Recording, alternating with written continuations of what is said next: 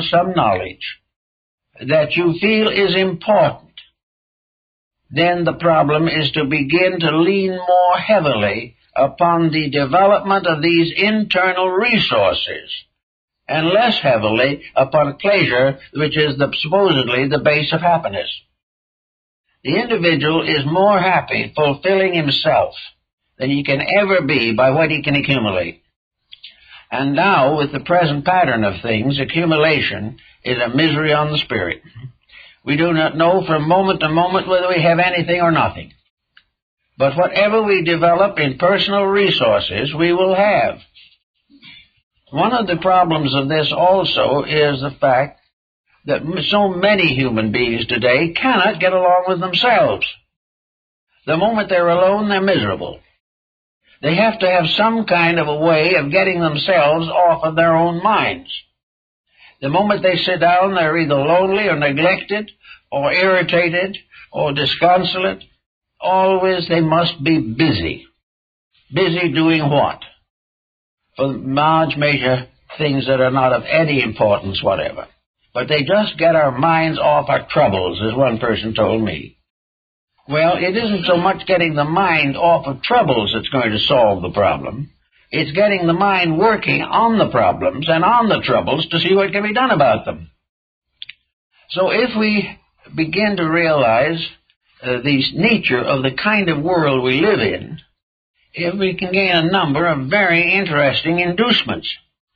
One of the interesting points is that we are all of us working desperately to accumulate something which we cannot have proprietorship over for more than a few years. The individual who has done everything possible to be comfortable in this world, and in doing so has neglected every other consideration, will in a short time just simply fade away from this world, leaving his wealth for his relatives to sue each other for, and he himself goes out into a dismal uncertainty for which he is in no way prepared. I have had many deathbed scenes, and for the most part, those who die with greatest comfort and pleasure and sincere integrity are the ones who haven't too much. The more they have, the more they worry, and the more they worry, the more they try to bury their fears and anxieties, although perfectly aware that they are simply contributing to the delinquencies of their descendants. There's no other attitude to it. So the person who is desperately trying for that extra 10 million should wonder whether or not it is worth what it is doing to him. If he has what he needs, if he can cultivate simple pleasures and has certain mental activities and is improving himself through the arts, through literature, through study, through various trades and techniques, this individual is mostly the happy one. I had a friend years ago who went to retirement at 65, and it was a marvelous experience. Instead of settling back to try to live on their investments or something of that nature, they simply got into a new activity. For all their lives, this person had wanted to become an herbalist. They wanted to study the healing powers of herbs. After retirement, they lived 20 years working with their involvements and studies with herbalism, and left behind documents of great value to the science of medicine. Now, this person was not much interested in wealth. They could have sold these things, but they had enough to live on, so all that they learned was given without charge or cost to scientific institutions. To live on, so all that they learned was given without charge or cost to scientific institutions. This was a little better effort to do something, but this person lived alone. But I knew them very well, and they said, thank God to be able to live alone. If I hadn't had the quietude of being alone, I could never have done this work. The next individual says, I'm dying because I'm lonely. It's all in what you do with it. And every individual who realizes that he cannot change the course of history, can change the quality of his own life, not only for the betterment of himself, for this would be a very selfish action, but anything that is worth doing must be useful to others, must be helpful, must be informative, must contribute in some way to the betterment of society. Maybe only a small gift, maybe a few hours a week given to some charitable purpose. But individuals who want to get over their anxieties must get something on their minds more important than their anxieties. They must be so busy learning how to live and share living with others that they have forgotten or completely transmuted most of these negative attitudes. The spiritual alchemy of medieval Europe, before chemistry was really known, was largely devoted to the transformation and transmutation of human character. To transform base metals into gold consisted largely of transmuting base attitudes into spiritual virtues. And these people accomplished a great deal by the realization that each one in his own life can be an alchemist, can transmute his own desires, not kill them, but transmute them. Take all the base substances of his knowledge, take all the experiences of his life, and transform them into phases of personal unfoldment and common service. These things working together will do a lot to help the anxieties of life. Anxieties also sometimes arise in older years from the mistakes of younger years. People have temperaments of their own. No individual will reach 45 without knowing something about himself. He can't help it. He has had to live with himself, and he probably isn't enjoying it too much, and that should tell him something. But the individual reaching, say, 40 or 45 years of age should begin to recognize the things that he does that just do not work well. He may be a moderate drinker up to, say, 45, and then his physician or his common sense tells him he better let up.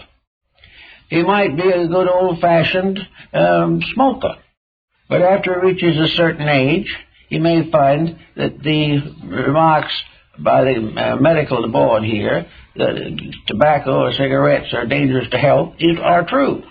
Therefore, he quits of his own accord. And millions are quitting. Others have found out, for example, that spoiling children is a desperate mistake. And all these things come together, and around middle life, from 40 or 45, the person should know much about his own weaknesses, about his own selfishness. He should know how often he has been injured by his own disposition. If he is a tempestuous character, if he is cruel, stubborn, bigoted, these things should begin to manifest themselves as problems. Now, of course, these people die hard in their own convictions, and the individual with a bad disposition always knows that it's the other person's fault. But by the time he's middle life and finds that the other persons have been leaving him by the dozen because of his dispositions, then he might pause and think a little bit about it. He can correct some of the more obvious causes of his own anxieties. He can decide a little bit about how important the various processes are, which he considers to be indispensable. Whether he really is going to gain enough to justify hazarding his health in order to get a larger position in the company. He can begin to wonder whether or not the position in the company is worth anything at all anyway, because the moment he gets there, a half a dozen ambitious people will try to get rid of him. So he goes into conflict with the world when he wants what everyone else wants. But when he wants only that which the wise want, there is no competition. He doesn't have to worry about that anymore, because wisdom is a product that is absolutely indispensable and absolutely available. No individual has ever been able to control it. No one will ever buy or sell it. No one will ever put it up in pills. Wisdom is a universal inner quality of consciousness, and the individual can have more without anyone else having less. And if he is wise, he can have more and help others who have less to gain more for themselves. There is no shortage, no competition, and no one can corner the market. It is something that we all have available to us if we want it. Of course, when we start looking for it and saying, yes, I think that availability is good, we begin looking around, we don't see so much inside of ourselves as we thought we had. Most people think they're wise until they study the consequences of their own actions, and then they're not quite so sure. But if we're not as wise as we think we could be or would be or should be, there's always this possibility of improving from that moment on. We can do the things that help us to have a better and fuller life. As we do this, we will draw around us the kind of people who appreciate these things. We will no longer be the victim of those who dislike progress. We will find a new world where the old world was, and we do not have to walk one step in order to cross that bridge of qualifications. So we do what we can to improve the inner life.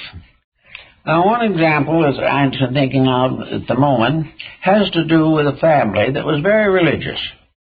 They never missed a day at church, and they never missed an opportunity to put a knife in each other's back. They were just overflowing with theology, and they could quote it, and they certainly appreciated it in other people. And they also wanted other people to appreciate it in them, but this was a little difficult.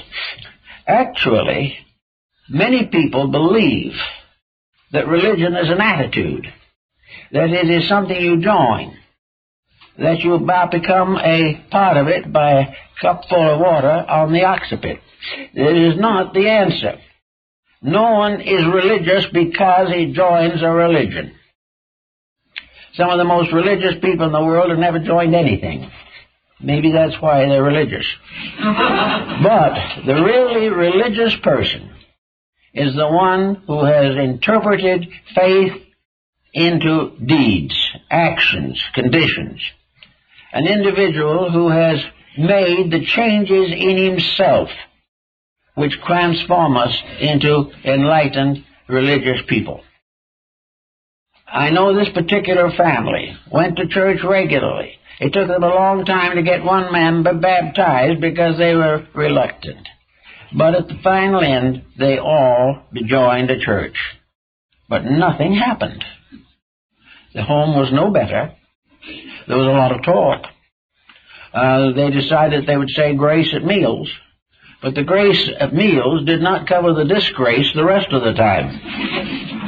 Nothing really happened, except that they were acknowledged to be members of a cult or creed. Now, this is another problem with all religion. Many people who really believe that they are enlightened, that they have mystical overtones, psychic experiences, and have the very most advanced teachings on esoteric and mystical matters, and still, they're the same people. So whatever we're looking for, we must recognize that religion is important, very important. But it is the religion that is lived and not the religion that is accepted or acknowledged. It is a religion that goes inside and gives us the courage to do better, to forgive our enemies, to continue to live in a world of uncertainties, made certain and strong by our faith in rules and principles stronger than this world. Without this type of believing, we are not going to get over our anxieties. We are not going to get over them on the grounds that joining a faith places an infallible redemption upon us. We are not actually Christians because we are baptized, but because we follow every day the teachings of Christ. And this is very difficult. I know many people who have never recognized the difference, who have never realized that religion was a responsibility. They settle back convinced that they are saved. And, of course, to assure their salvation, the evangelists used to have a circuit, and once a year he came back and went over the circuit again, because the redemption had lasted about 1 year, and if he didn't come back and give it to them afresh, they couldn't hold out. This type of thing is no longer to be considered. Actually, therefore, we must get out of adversities by facing a certain thing. One of the things we have to face today is the common feeling that many people have, that the world is going to the dogs. We have to, on the one hand, believe that there is a wisdom that guides all things, and a love that is inevitable, and that the power that fashioned us has a purpose, and that that purpose will be fulfilled. We have to put an actual trust in the integrities of life, because otherwise all efforts to resist propaganda will fail. We cannot, on the other hand, go around every day complaining about the misfortunes and unfairness of everything if we still believe that there are rules. If it is true that there is a power in this universe that can see each sparrow's fall, we either believe it or we don't. If we do believe it, we cannot continue to nurse anxieties. Instead of nursing anxieties, the thing to do is to try to support in every way that we can the known rules and laws of that power which is the source of all life. If that power tells us that we should be unselfish, we should be. If that power says we should do unto others as we would have others do unto them, it means it. And our miseries are the result of not doing that.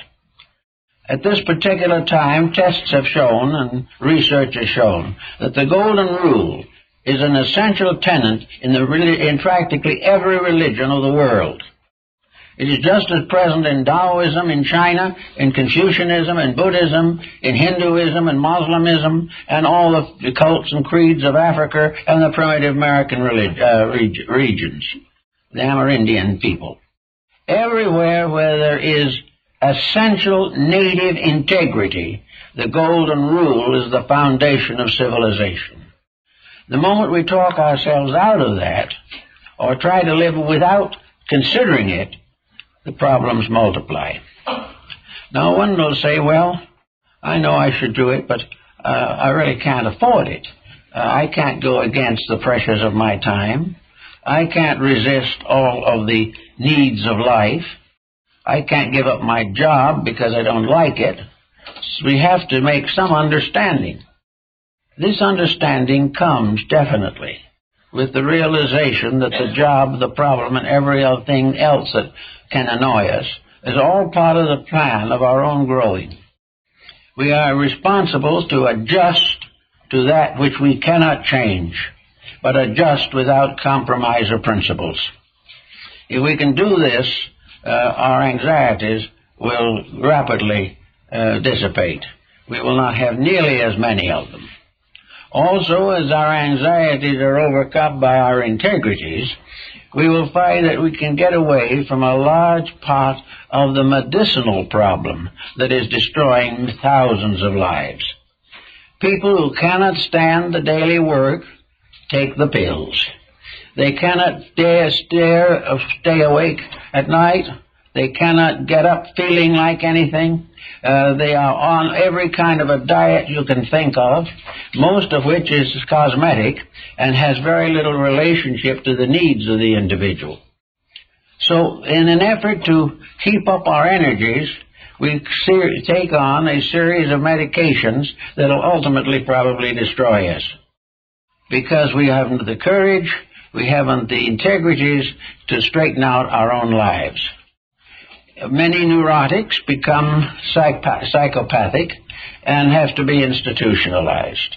And the neurosis is simply due to a series of frustrations that have eaten their way into the life and consciousness of the person until he can no longer endure them.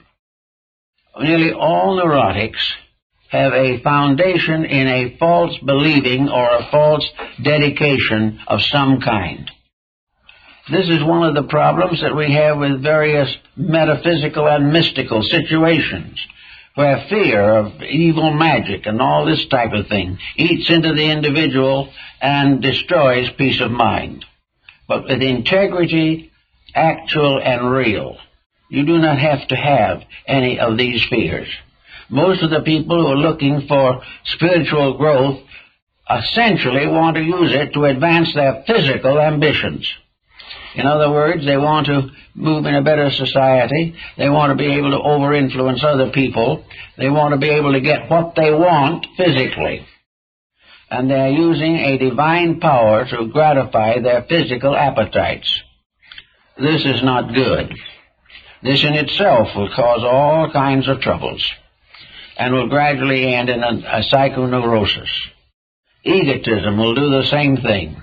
The belief of the individual that he is of the noblest kind, if not supported by an internal, undeniable nobility of character, means nothing except further trouble, because this ambitious nobility complex will cause him to struggle and perhaps be even viciously dishonest in order to improve his fortunes.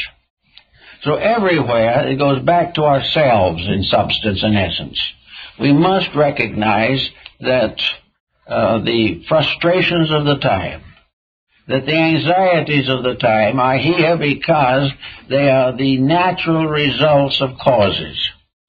And that as we continue to these causes, we will pass them on to generations as yet unborn. I do not believe, with some dismal souls, that we are all going to disappear in an atomic or nuclear holocaust. I don't think. That would not be the real end of things. That wouldn't cause the kind of suffering we have to have. That, to wipe the whole thing out, would be the easy way for a great many people. But I think we'd better begin to think seriously of the fact we're not going to be wiped out. Whatever happens, the individual, either in this world or somewhere else, is going to have to live with himself until he can live with himself happily. Then he doesn't need to anymore. But happiness in this case is to live with yourself realizing that you have fulfilled the divine plan in your own life, that you have done the things that would be the greatest good to the greatest number, that you have been unselfish, that you have been moderate in your appetites, that you have been a person of integrity and inner moral courage. These things have to come, and no matter how much nuclear holocaust we have, here, somewhere, or in eternity, each of us must create our own integrity. When we find that, we do that, we know that, we become well-adjusted and useful citizens. Vanity is not usefulness. The constant effort to influence other people, to advance our fortunes, and to repolish the surface of our dispositions, all this is useless unless this disposition bears witness to an internal maturity. Now, man has everything necessary in himself to be what he wills to or wants to be. And when he wants to be what he needs to be, we have the answer. And each of us in his own way, in their own time, can go to work on the little things that will help to advance this cause. We are not expected to be perfect in the short run. It can't be done. But we can every day get a realization that we've made a step forward. And as our steps forward add up, our anxieties slowly fade away. We are in a universe that is, with beyond question, the most extraordinary instrument that is conceivable or even inconceivable by man. This universe shows a power of some kind that transcends all conceivable skills. It represents somewhere at the source of things a vast rationality that is tempered with infinite mercy because its final end is perfection of things, not their destruction. But this universe, which is so much larger than any scientist can even imagine, and the rules of which are so intricate that the human mind as we know it cannot hope to encompass them, In this vast structure of things, we have a dream of security. We have a sense that this tremendous, incredible pattern is meaningful. It is there for a purpose. This vast galaxy of stars that we can see in the midnight sky is not just composed of little candles to light our way home in the night. It is a tremendous unit, a tremendous mechanism. It is so vast that it is inconceivable. But on a smaller scale is man his own body. His own composite constitution is a miracle just as great. The intricacy, the wonder, the magnificent combination of factors that make human life possible. Where it comes from we do not know, and what we do not know we cannot afford to waste. What we do not know how to use, we must learn how to use. And we learn, as Lord Bacon pointed out, through observation and experience. Every minute that something happens to us, we are exposed to a rule of some kind that we are either keeping and doing better or breaking and doing worse. This tremendous pattern should give the individual a realization that he is never alone, that nothing that he tries to do is ever forgotten, that no growth he ever makes will ever fail him, and that somewhere in this vast pattern of things, all good is rewarded, and actually, in the end, all is good. Thus we have something on which to build a certain kind of faith, so that in the moments when anxiety gets a tendency to take over, we can begin to understand something of our own destiny. Now, this is one of the reasons I feel that a broad foundation of knowledge is very important. Not necessarily an effort to solve the unsolvable, but everywhere around us there are evidences in history, in art, in literature, in science, in philosophy, in religion, of the tremendous diversity of human achievement and the many expressions of human growth. And each person who performs a constructive action adds something to the good of mankind. And the more we know about life, the more we know about people, the fewer strangers there will be in our hearts and minds. While we close ourselves to everything except the small purposes of our daily life, we have very little resource with which to resist anxiety.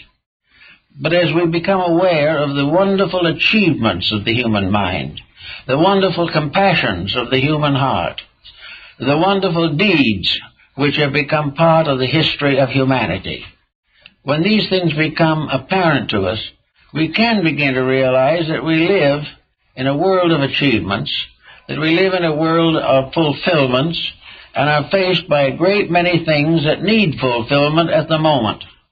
Instead of thinking of nothing to do but to drift along till we die, let us realize that this is an era and a world of infinite challenge to new achievements, to reforms, to revivals, to deepening character, to strengthening human relationships, to moderating human appetites, to reduce human selfishness and crime, reduce poverty.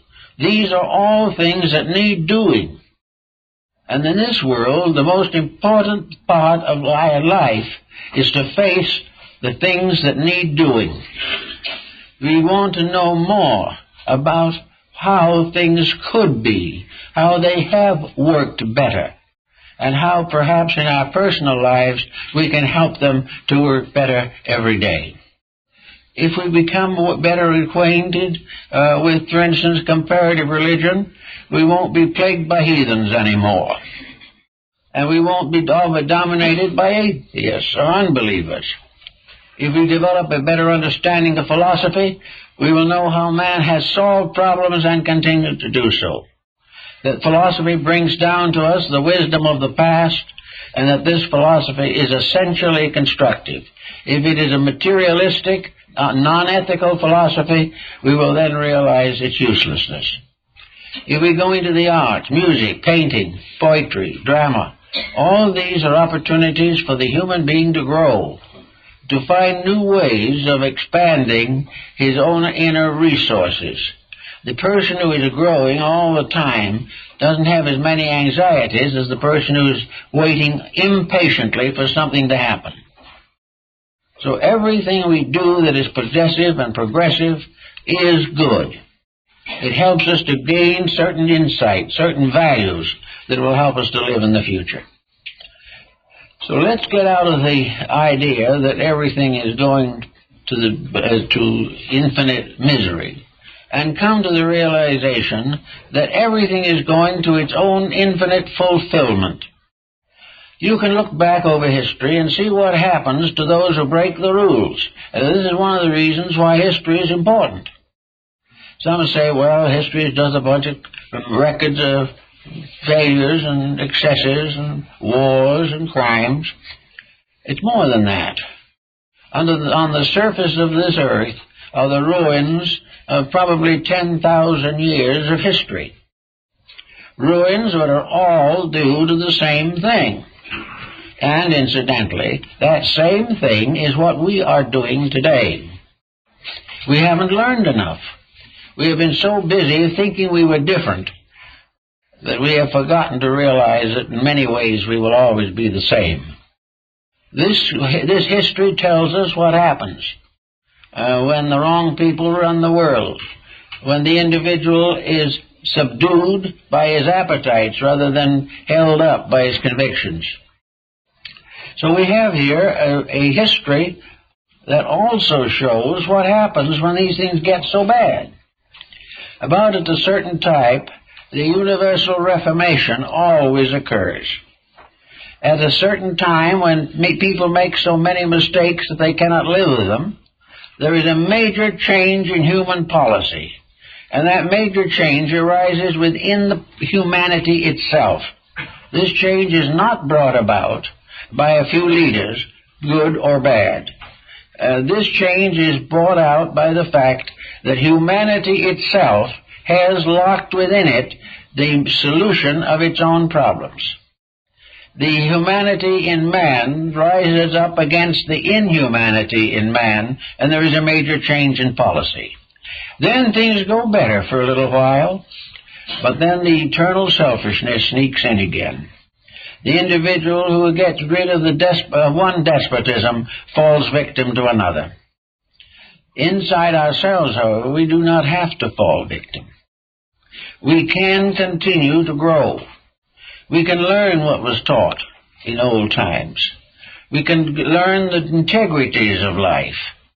We can learn the values and come to understand the contributions that the good and the enlightened have always made. But the real joy and wonder of it all lies in the fact that within each of us is the potential of the fulfillment of our purpose. Not necessarily our ambition, but the reason for ourselves. And this reason must ultimately become our aspiration, whereas worldly things are already failing as the sources of ambition. Actually, man cannot fail. He can go down into troubles. He can destroy his own values for a certain length of time. But in the end, humanity will achieve the ultimate victory of reality over illusion, truth over error.